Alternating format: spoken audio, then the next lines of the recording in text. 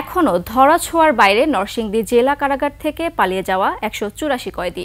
উদ্ধার হয়নি লুট হওয়া আগ্নেয়াস্ত্র সহ ৬,০০০-এরও বেশি গুলি। আতঙ্কে আছেন সাধারণ মানুষ। দ্রুত সময়ের মধ্যে পালিয়ে থাকা কয়েদিদের গ্রেপ্তার সহ অস্ত্র উদ্ধারের আশ্বাস পুলিশের। নরসিংদী প্রতিনিধি মাখন দাসের তথ্যচিত্রে ডেস্ক রিপোর্ট।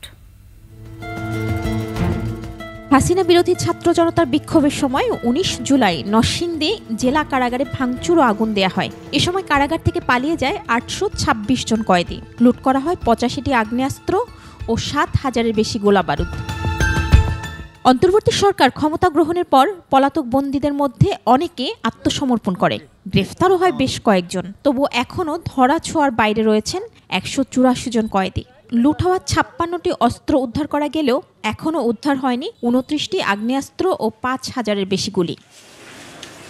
লুট হওয়া অস্ত্র সহ কয়েদিরা বাইরে থাকায় আতঙ্ক বিরাজ করছে জনমনে। বিভিন্ন জায়গায় অস্ত্র হাত বদল করছে, এগুলি বিভিন্ন জায়গায় মার্ডার ফার্ডার যা কিছু হইতেছে, সিরিয়াল কিলিং এগুলো হইতেছে, অবশ্যই অস্ত্রের কারণে হচ্ছে। অস্ত্র নিয়ে যে ধরনের গোলাগুলি হচ্ছে, মানুষ মারা যাচ্ছে।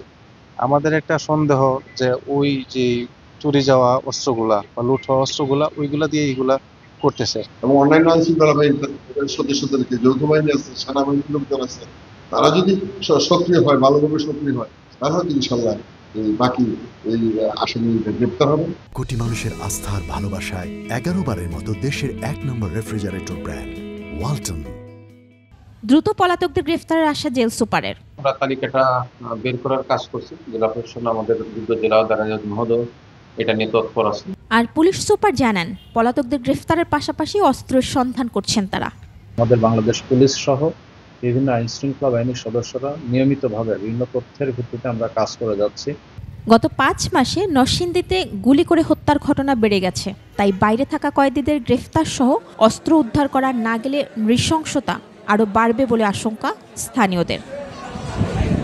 মহিমা পলি, ডেস্ক রিপোর্ট, ২১ টেলিভিশন।